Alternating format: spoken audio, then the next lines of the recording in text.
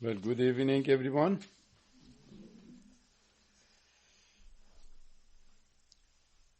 The topic that I have in mind to talk about tonight is a rather unusual topic: institutional development. And when we think about institutional development, we have to first think about what is development, what is institution, and how institutions develop, and then what are our roles in those institutions. And after we have done that, it may become clear why I chose this topic. It may not. Okay, so we see. We hope that it becomes clear. And in order to understand development, we have to go back to some of the main teachings of the Baha'i faith. Because the Baha'i faith looks at human beings and at life and at religion and at science in a unique manner. And I focus on the whole aspect of how the Baha'i faith looks at life in general. Everything that is alive in this world is subject to the law of development. In other words, life and development are interconnected. If a living organism stops developing, then it goes toward death. So everything has to evolve, has to develop. And at the level of human being, development takes place at least at 3 levels. One is a biological development, physical development. One is the psychological development. Well, actually 4. The other one is social development. And finally, it is moral, ethical, spiritual development. So all of these take place at the level of human being. And therefore, we at any given time have to focus on our physical development, make sure that we are healthy and moderate in our way of life. Thank God that physically we don't develop constantly. It would be really upsetting if we did that. But at the level of physical level, development refers to staying healthy. But when it comes to the psychological development, something totally different takes place. In the psychological sense, and also social sense, and also moral, ethical, spiritual sense, development takes place on the axis of consciousness. In other words, what develops in human beings is our consciousness, our awareness, the way we understand things, the way we develop knowledge, the way that we experience things, the way we love things, the way we control ourselves, the way we evolve in our activities in life. All of these are part of our consciousness. Human consciousness has 3 dimensions: the dimension to know, to love, and to decide, to choose. And we constantly have to develop in these areas. The whole purpose of education is to help children and adults to develop intellectually, to develop emotionally, to develop in terms of interpersonal relationship, in terms of moral behavior and standards. Everything is subject to development. Now, human development is possible on the wings of science on the one hand and religion on the other hand. We fly, we develop, we evolve, we grow on the wings of science and religion. And therefore science and religion have to be in harmony with each other, and both of them have to evolve. And one of the fundamental problems that we face in our world today is that while science is evolving and developing, the major religions of the world have stopped growing. They all want to go back to the pure original place that they were, and there is a misunderstanding of the concept of religion, because people generally think that there are different religions in this world, and these religions are at odds with each other. And they say, look at the history of humanity and to see how much problems have come about because of that issue. Now, in the Baha'i faith, the view is that there is only one religion. Religion is the medium of connection of humanity with God. And there is only one religion. And religion is renewed, is evolved, develops as humanity develops. So therefore only one religion. And if you look at different religions of the world, you will see fundamentally they are one. I remember many years ago, I was traveling in India, and I was invited to go to Indore, which is one of the major cities in India. They told me this is a small city, and by a small city, there are 5 million people. Okay, so all right, a small city. So there in Indore, there is a big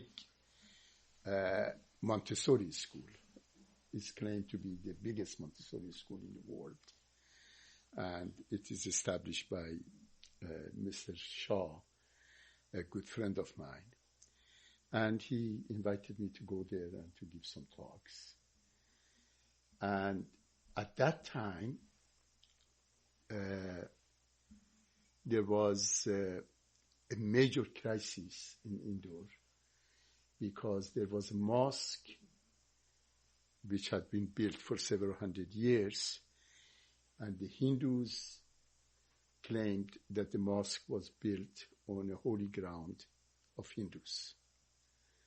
And the Hindus wanted to go and demolish the mosque. So the whole city and the whole region was in a state of crisis, enormous crisis. And my talks that I had been invited to go there was on unity and peace. So when I arrived there, my host said that we have received a a communication from the governor of Indore, whether you are willing to talk on unity and peace at a major conference, major event, that the governor would himself come and preside over. You should, sure. So they did that. There was huge gathering of people, and they did all kind of Indian things that they do. They put garlands of flowers around the neck, and and I'm being allergic to flowers. So what do you do when you're allergic to flowers, that people put garlands of flowers on your neck? I said, these garlands are so beautiful, so fantastic. I don't want to damage them at all. Allow me to take them out and put them in so that I take it later and take care of them. So anyway, I gave my talk on unity, and there were several thousand people there. Because it was a desperate effort to do something. And then after the meeting, there was a gathering of journalists who wanted to talk with me about issue of how to create unity and peace amongst different religions. So we were in a room a little bit bigger than this, and we all were sitting tables in front of us, and in front of everybody was a glass of water or something, because it was extremely hot. It was absolutely hot. And there were about 50 journalists there. And they started questioning. And the first journalist that would question was the All India radio and television, and which is the most important,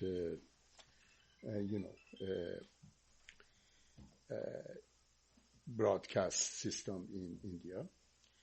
And the gentleman said, okay, you have talked about unity and peace among religion. What would you do if I bring tomorrow to you the leaders of Muslims, Hindus, and Sikhs here? What do you say to them? And that's a very difficult question, and the television and radio and everything. So I always have learned that when people ask you a question that is difficult and you don't know the answer, you have to find some time, to reflect and to think and to not make fool of yourself. So I had the glass in front of me, and so I took it and slowly thinking, okay, I need help. As I was doing that, and I looked, I saw that everybody had a glass in front of them. But the glasses were different. Some glasses were fat, and some were, different shape. All of them were ugly, but nevertheless. There were all kind of different glasses with different colors and this and that. And an idea came to my mind, and I said, think of religion as a glass, simple glass, which is filled with the water of life. Which is filled with the water of life. And if the leaders of these three religions come tomorrow, I would tell them, go back to the beginning of your religion and think about what was the nature of religion. You will see it was very simple, and there was no rituals, no activities of different kinds or anything. And they were a set of teachings that were very clear, very specific. You have to be loving, you have to be truthful, you have to be compassionate, you have to be kind, you have to be peaceful, you have to be moderate. These are the religions, the major teachings of all religions, which are like pure water of life. So at the beginning, a religion is a glass, simple glass, filled with the water of life. How about human beings?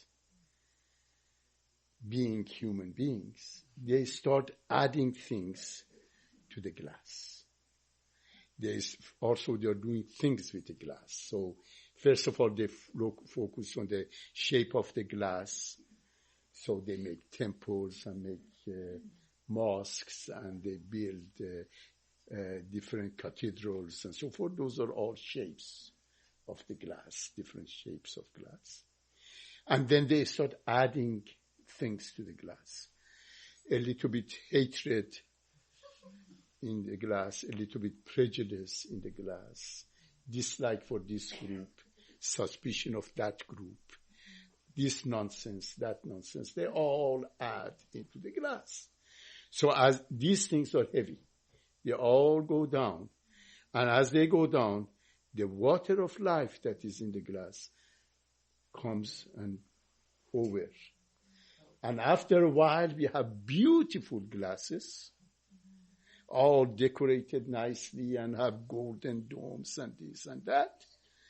And in them, there are prejudice, superstition, nonsense. And they become the cause of conflict, they become cause of disunity, they become of all kind of difficulties that we see constantly. So if tomorrow you bring those leaders to me, I would ask them to empty their glasses and go back and fill it with the original teachings of the religion. And they will be surprised that they are all the same.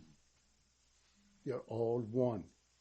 And they are all based on the fundamental requirements for unity, peace, and harmony among people. Which obviously they liked it because they all went like that. In India, they go like that when they like something, right? So that's the whole notion of that religion is one. But although religion is one, religion also is progressive, is evolving. And it evolves, goes from time to time according to the needs of humanity. There is a constant, everlasting covenant relationship between God and humanity. And at the core of that relationship is that God has created us and He never leaves us alone. And He constantly gives us the necessary spiritual direction to evolve and develop. Because the whole purpose of life is to develop. If we don't develop, we die. So on the one hand, He has given us the intellectual capacities to develop sciences and arts. And on the other hand, He gives us the spiritual teachings so that we can bring these two together and can begin to evolve and develop. Another issue about development is that development takes place both at the individual level and at the collective level. In other words, we individually evolve, develop, and grow constantly. And also we collectively, as societies of people, are evolving and developing. And one of the concepts in the Baha'i faith, which is very fundamental, is that if we look at our world today, we see that our world today is fundamentally in the adolescent level. In other words, both the thinking of people and emotional level of maturity of people generally, this audience excluded, and development of human society, all of them are at the level of adolescence. What does it mean? What are the characteristics of adolescence? Well, the first characteristic is the whole notion of preoccupation with ourselves. Self-preoccupation. We constantly are thinking about ourselves. And not only how do we feel and how we are doing and this and that, but also how we are doing in comparison with the other people. We constantly compare ourselves with other people.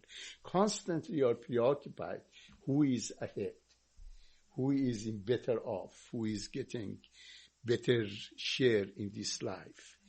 So there is a competition taking place in human relationships. And when competition is the hallmark of human relationships, you have conflict. Conflict is the outcome of excessive competition.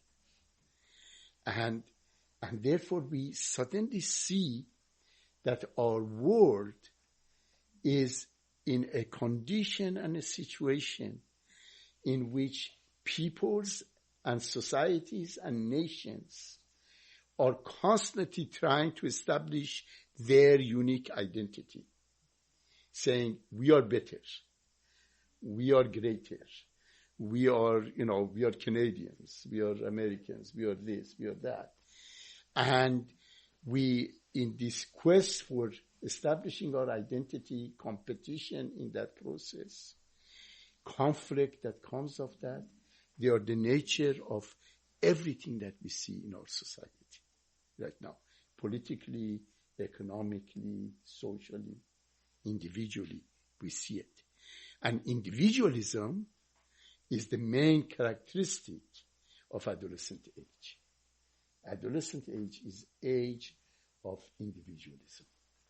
And now the Arab Spring and uprising that are taking place in different parts of the world, and what is happening in the United States for the election of their president, and all of those things are the most dramatic examples of adolescent mindset. Okay, so this is the condition of the world. We are now in one of the most crucial stages in human history, namely transition from collective childhood and adolescence to beginning of maturation. We have one foot in this world and one foot in the other world. And we just go back and forth. So some of the things that we do are universal, or all encompassing the whole issue of global warming, the whole issue of, looking after the, let's say, World Health Organization or refugees or human rights. Those are all signs of maturing of humanity. And then you have all the competitions that are taking place in the world are the signs of adolescent and still child humanity. And this is the condition of our world. Now, societies are made up of institutions. In other words, there are certain foundational institutions upon which the edifice of society is built. Okay? So institutions also develop the way that individuals and societies develop. And if we don't pay attention to the institutions, then we wouldn't be able to help either the individual or the society to evolve and develop. If we want to collectively enter our age of maturity, come of age, we have to focus on the development of institutions. And one of the fundamental teachings of the Baha'i faith, therefore, is that the Baha'i teachings not only focus on individual development, but also on institutional development. And for example, in the Baha'i faith, there is no clergy, right? There is no clergy.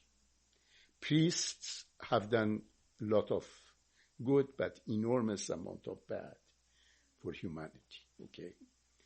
And priesthood has been the sign of, at one level, the sign of authoritarian control of masses. For example, practically in all religions throughout history, except for recent times, the priests have been men, and men have been controlling women throughout history.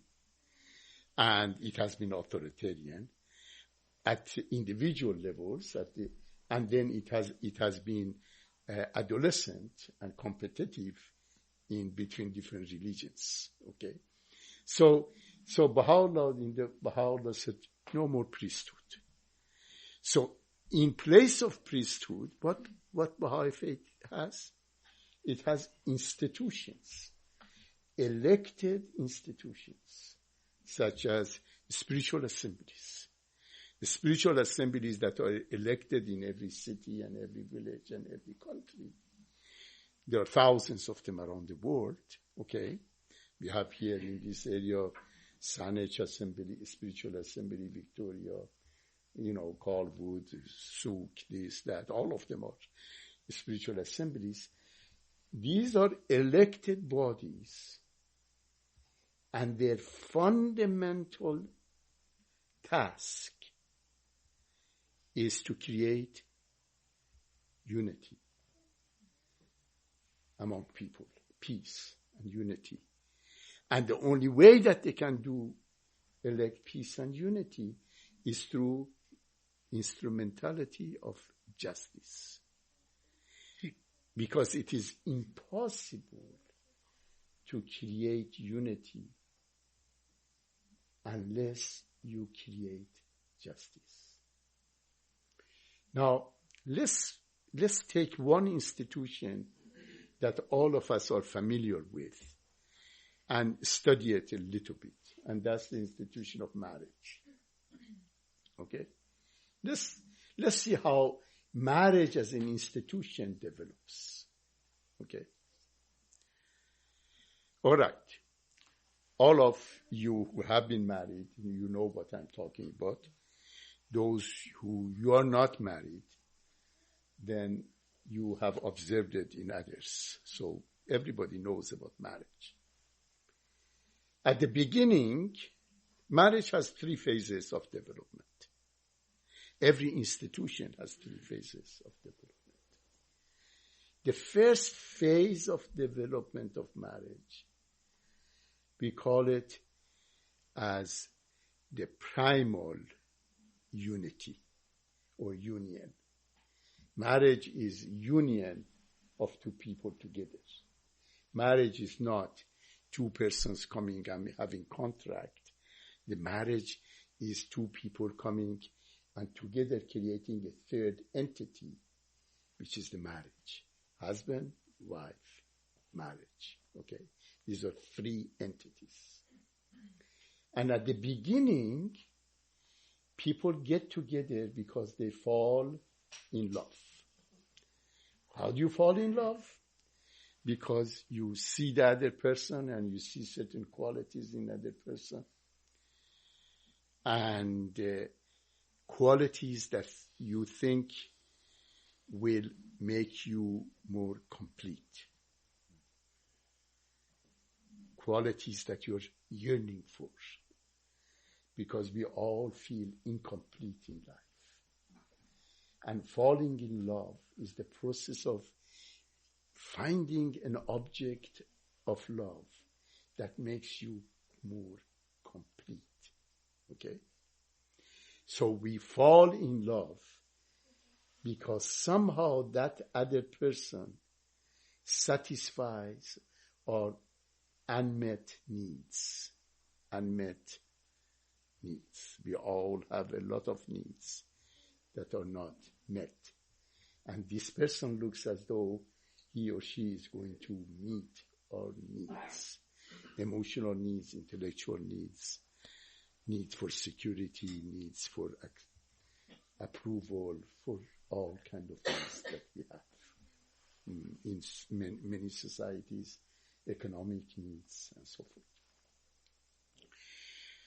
So, at the beginning, when we fall in love, we really don't know the other person. So we fall in love blindly. That's the reason that it's called blind love. Okay. And we lose our capacity to judge. In the state of falling in love, in a psychological terms, we regress. We go back to childhood. That's the reason that people who fall in love, they talk in baby language. They talk baby talk, okay? Suddenly they give each other's baby names. They talk baby talks. They have their own little rituals. They write little poetry to each other, because they have regressed. The falling in love process is a process of coming together. And when you connect with another person, it means that you let go of a part of your ego. And in doing so, you regress. Okay? And so that's the romantic phase also. It's a very romantic because during this phase, we see in the other person what we like to see. So the other person becomes the embodiment of the perfection for us. Okay. And that is the first phase of development of institution of marriage. It's called the primal union. Then, unfortunately, this period doesn't last very long. Okay? Sometimes lasts few weeks, sometimes few years, but doesn't last very long. Okay? And we enter the next phase. And the next phase parallels adolescence of institution. That's the phase that we begin to realize that there are many things in the other person that we don't like. Okay? There are all kinds of things. From the way that they eat their food, to the way that they do this or that, or noises that they make, or ideas that they have. Doesn't matter what it is. We just begin to realize that this person is not the person that we thought we have been. The second phase lasts and lasts and lasts and lasts. Goes for a long, long time. As a matter of fact, because the world of humanity right now is in adolescence, and because humanity's mindset still is in adolescence, the institutions of our time also are stuck in adolescence. That's the reason that majority of marriages in our world today are conflicted. Okay? They are conflicted. They are a state of struggle. They're a state of either they have an arrangement that one of them says, I am the boss, and the other one says, yes, you are the boss. okay, which is the marriage of authoritarian nature, which is the typical marriages in human history, that men would control women or women control men occasionally. But that would be the structure. One would take the leadership in the marriage and the other one would follow. And that has been the history of humanity until recent years. And now, majority of marriages, they go into the second phase and get stuck there. And also majority of marriages that break down, they break down in the second phase. Because people think that because they have these difficulties and because they have this eruption of emotions and anger and fight and all of those things that happens in second phase, they think that they have fallen out of love. And they usually put it in a modern language, you say, we have grown out of each other. We have grown apart. We have grown, one person has grown more than the other person. We are not developing at the same level. Or all kind of explanations are given to justify separation. And majority of marriages that they break down in this phase because people remembering the romantic phase. And they say, oh, only if I could go back to the previous phase. And that's the reason that you see people suddenly say, oh, I have fallen in love with somebody else. And what it happens is that they find somebody who is willing to start the romantic phase with them again. So they go back. So they leave this marriage and go and start the other one. And then sure enough, soon thereafter that, they enter the second phase of that marriage. And there's a repetition that we see in many marriages. So what happens is that an institution like marriage goes from the phase of primal unity, which is a phase of unclear relationships, to the phase of differentiation, second phase, which is the phase of extreme levels of emotional, intellectual interactions and battle of wills. And if they are able to move to the next phase, then they begin to enter the phase of what I call enlightened unity. Enlightened unity is different from primal unity. In the primal unity, you love the other person because you have projected your ideals on the other person. It doesn't mean that you love that person. You love the idea of that person that you have projected on that person. On the second phase, you're trying to discover the other person. And that's the reason that you discover a lot of things about yourself that you don't like, and a lot of things about the other person that you don't like. And of course, the things that you like, but the tension comes about things that you don't like.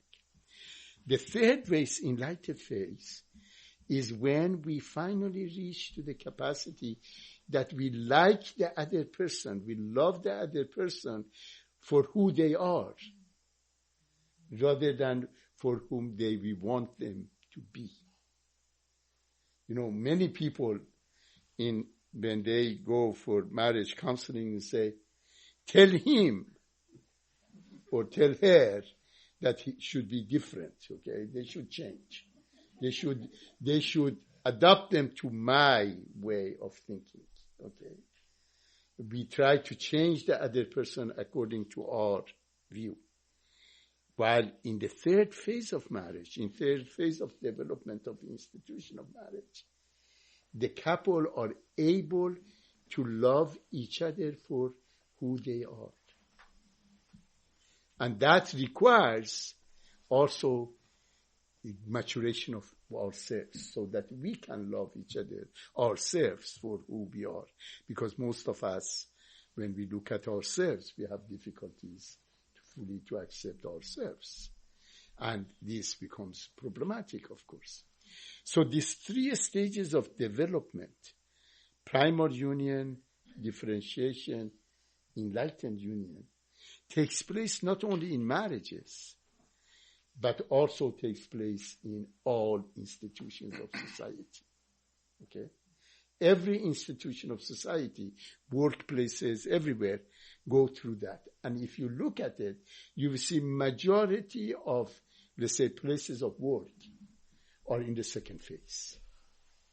A lot of competition, a lot of backstabbing, a lot of backbiting, a lot of doing all kind of nasty things to other people and saying all kind of nasty, because the institutions are functioning at the adolescent level. Okay, with the adolescent mindset, with the competition of adolescent level and all of those conditions that are characteristics of this second phase. Now, the question comes, how to move from the second phase to the third phase. Now, many people ask, can we skip the second phase? And the answer is no. You don't skip it, okay? It's like people asking, can I skip adolescence? And then you have midlife crisis suddenly. And when you're 40, become adolescents. And when you're 50, become adolescents. Because you can't just skip. The law of development requires that you go stage to stage to stage. You don't jump, okay? You can make it easier or worse, but you don't jump it, okay? So, in the context of marriage, and that applies everywhere, but we talk about marriage because we all know it much better. The most fundamental requirement for moving from one stage to the next stage to the next stage is fairness and justice. Okay? In the marriage, fairness and justice can only happen if husband and wife accept each other as equals. If there is no equality, here we're talking about gender equality. If we don't have gender equality in marriage, then it's impossible to move to the next phase because it's impossible to create justice in the marriage. Institutions would evolve only if they are functioning according to the principles of justice. And the principle of justice requires that men and women in the context of marriage or in the context of workplace or in the context of society or in the context of government be equal. And when we do that, then we would have justice, then we would have harmony, then we would have unity, then we would have peace. But as long as men and women are not equal, then it is impossible to bring about that level of maturation that is required. And equality, again, applies also to equality between races, equality between ethnic populations, equality between different groups, and so forth. But here again, you can expand it and apply it to all institutions of society. But we just talk in the context of marriage for the sake of our discussion. So, now, justice, or here equality in the context of marriage, requires personal development. In other words, we as individuals have to evolve and develop to become just people. To become a just person, we need to develop ourselves so that we reach to the point that we are able to accept ourselves for both positive and negative qualities that we have, and continue on the process of self-development. I think one of the previous talks that we had was about that topic, so I wouldn't go about it here. But first we have to develop ourselves, to mature ourselves. And when we want to mature ourselves, we have to focus on our emotional development. We have to focus on our moral, ethical development, spiritual development. It just is not sufficient to focus on one of them. If we focus at one of them without focus on others, then many problems would come. For example, if a person focuses only on moral development but not on emotional development, then that person becomes like a morality police. Okay? Constantly judging other people, say you did the wrong thing, you did the wrong thing, you did the wrong thing. Emotional development is essential because it is the context of emotional development that we finally realize that we are really not all that important. Okay, that we think we are important, but when we evolve and develop emotionally and mature, the more we evolve and develop in that context of maturity, the more we realize that we are